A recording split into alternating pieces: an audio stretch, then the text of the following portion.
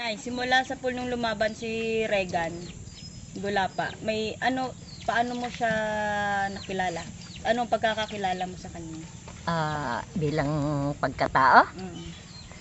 Ay nako, kung iyan ang itatanong mo, simulat sa Paul. Nakilala ko sila year 90s, yung ama niyang sinadi. Mm.